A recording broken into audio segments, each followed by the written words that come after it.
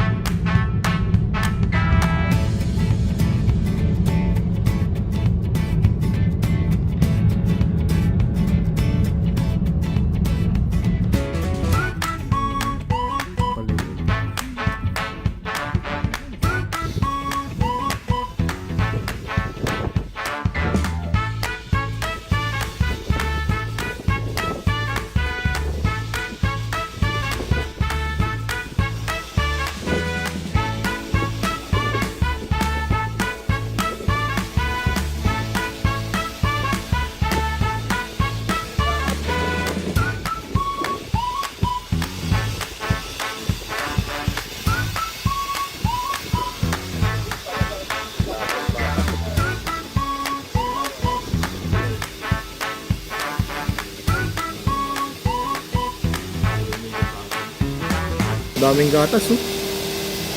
Yes, pwede kayo pumasok sa hotel sa lang.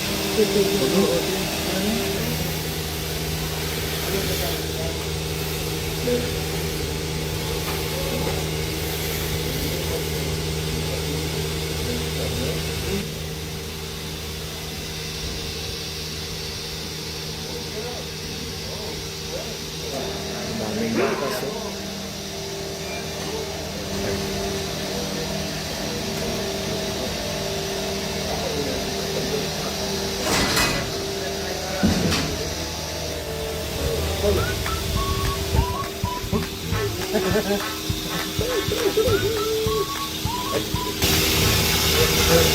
Fresh gatas from baka. Wow! Sarap! Hindi yung malaking nasa hotel mo. Hindi pa. Hindi natin alam. Pero hindi, malalaki yung Apak na? ayaw mo. Hindi. Pengi pa. Sarap pala. Baka nagkatay ba kayo? Hindi naman. Dalawa. Sarap. Dito mo? Walang ano. Fresh milk. Ayaw mo ba natakot? Grabe. Sarap pala ng sarap pala ng fresh milk. Ayan, nasa pan tayo. Next pa.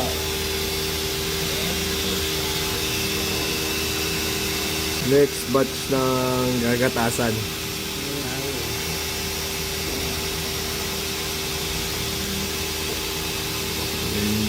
Mga baka.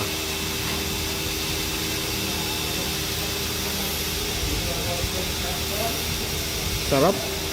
Parang nakakasigla ng katawan eh. You want to go? One?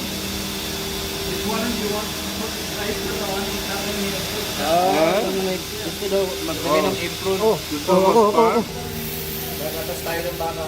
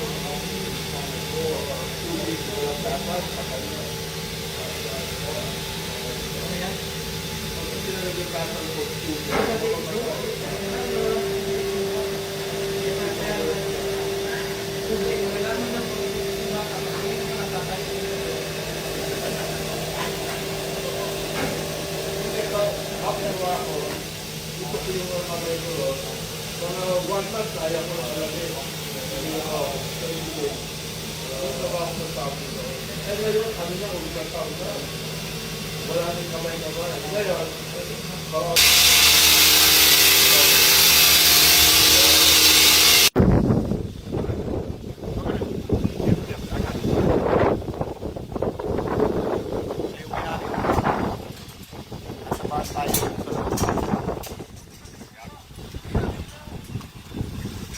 Yeah, right. Like a little city.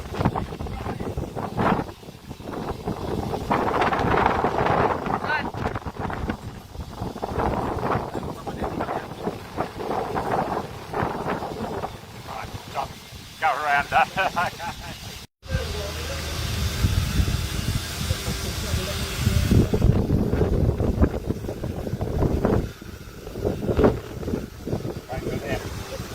You speak a little English?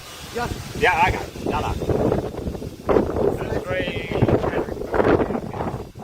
Three fifty. 350 cows. 350 cow. Wow, nice. Yeah. Yeah, so many.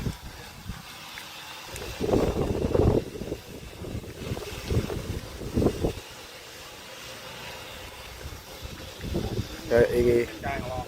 gagala tayo ng may-ari sa farm niya. Twice.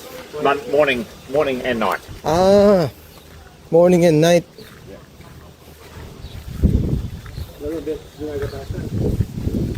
Ito yung kanyang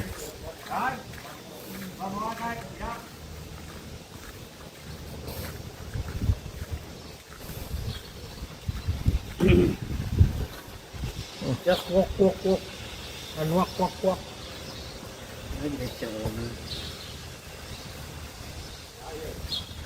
inuman ng baka. Walking eh. Ano pa kaya ng baka na yan? Yan yung kainan ng baka. Mga tinambak na damo. Pag wala nang stock yan. Kasi ano yun dyan eh. Kaya nag-iiponin sila. Tubig. Ito yung kanyang farm. Ang lawak.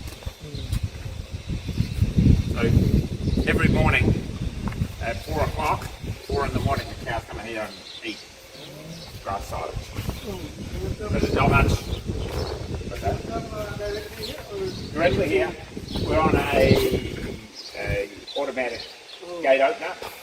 So alarm goes off and just the spring goes and the cows come here. We don't get up at 4 o'clock. Ah, The cows nice. come here by the automatic.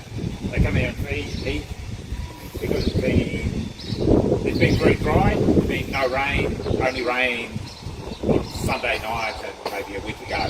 So there's not enough grass for the cows in the paddocks. So it's been very dry. So we have to feed them the grass, which makes this silage here. So when there was a lot months ago, there was a lot of grass. So we cut all the grass and put it in that stack. And now when it stops raining and there's not enough grass, then we can feed it out here for the cows. Oh, we have to get these cows here.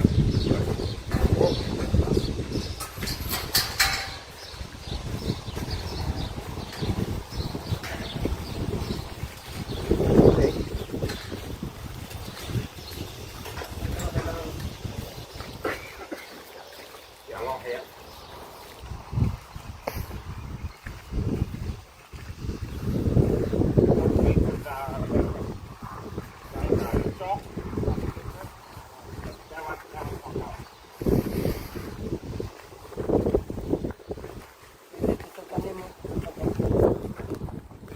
Oo, mataba yan.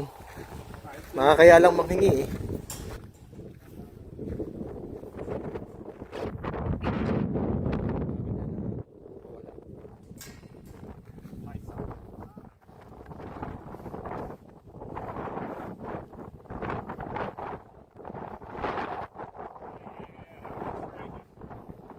this, those hills there, that's all our farm as well. And those hills over there are ours as well, around there. We have Just go over the all hill you there. can see. All you Your can eyes. see now, not quite, not quite. Yeah.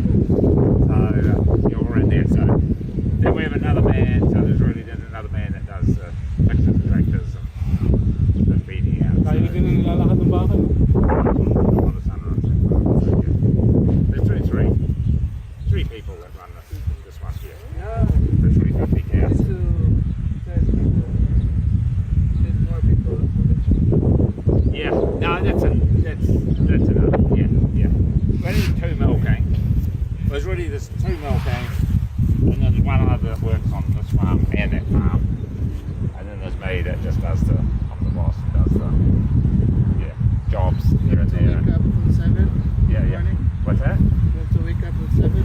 I come over at 7 to get these ones, and they start milking about 5:30, 6:45. So not real. 5:30, 5:45. Every day? Every day. But not everybody, so different people do it. Okay, yeah. So you might work milk 4 or 5 days, and then have 2 or 3 days off, and then somebody else comes in. So everybody has turns. But when I started when I was young, like every day, too hard. Yeah, you had a big holiday, maybe 2 big holidays a year, and then in the end of May, we dry all the cows off because they calve again on the 10th of July. They start calving. So in the end of May and all of June, with no milking. So all the cows are dry. Dry Mm. milk, so no milking, and then they start calving, fresh milking in July. So we have a month off milking. So it's like a big holiday then. Yeah. And do no work and just sit there. Cows might take 10 or 15 minutes to sit and that's rest of it. Right, go over now.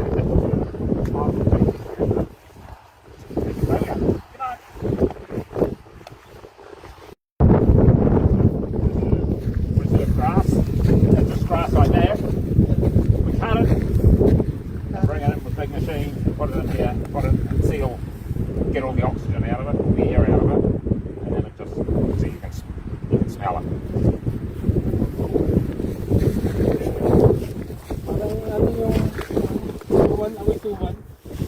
It's like pickles. You know pickles? Yeah, pickles.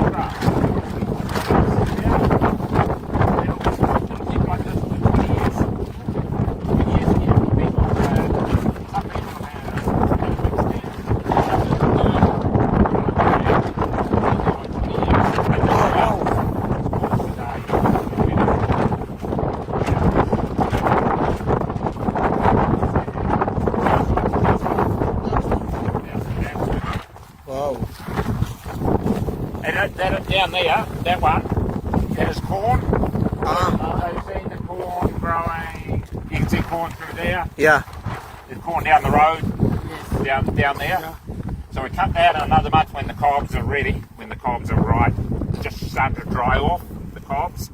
Then we cut that and gets cuts up in little pieces just like that that size, small. And we put in a sack, the same thing, just pickles up. And then we feed that out too, so Corn silage. yeah. Corn silage. Yeah.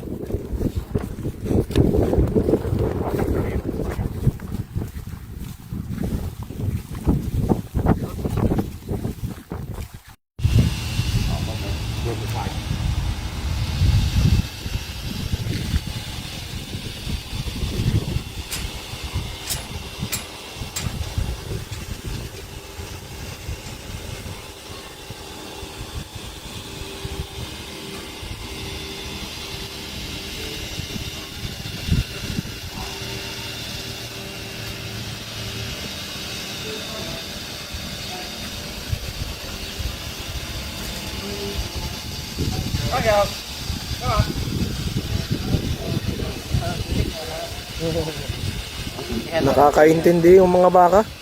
Talino. English speaking pala yung mga baka dito.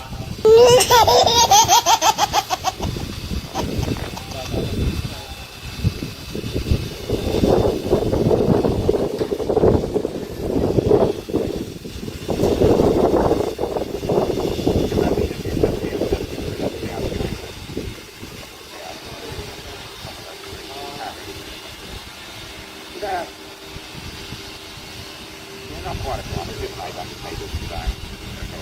There's not very much. Yeah. What's that? Yeah. So those cows there next door, they're milking there.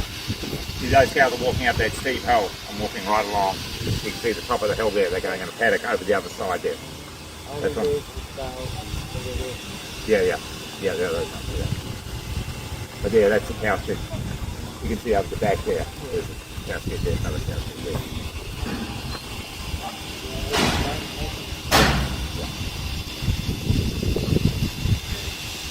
It's about 4 to 3 in the afternoon. I'm going to, yeah, 4 to 5. 4 to 5, all washed up, cleaned up. So that's pretty close to the hour. Down the road, Mum, if you actually quiet, maybe here enough from there, 15 months from here, there may be one of the different family farms, some their daughters, some their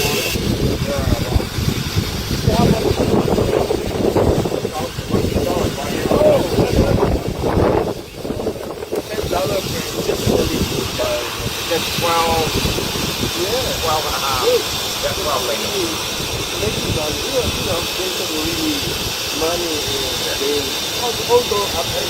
Up and down. It's always up and down. Then it's hot. So that's hot. It's hot. It's not.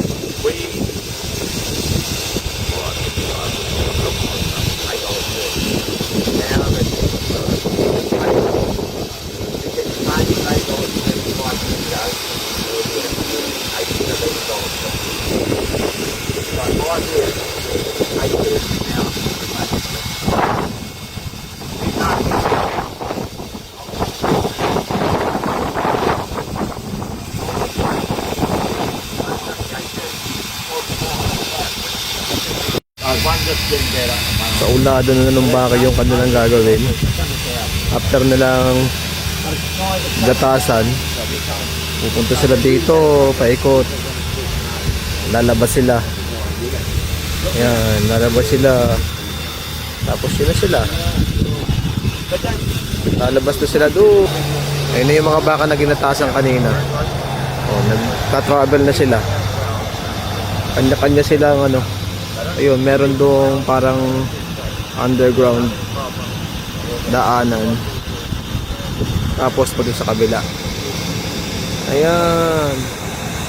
Nagka-travel na dyan yung baka. Tingin na sila, oh, yung mga pinaanuhan. Yung mga ginatasan. Papunta rito. Oo. Ang galing, no? Sa ulado na yung kanilang ano, kanilang lifestyle. Ayun. Okay, thank you.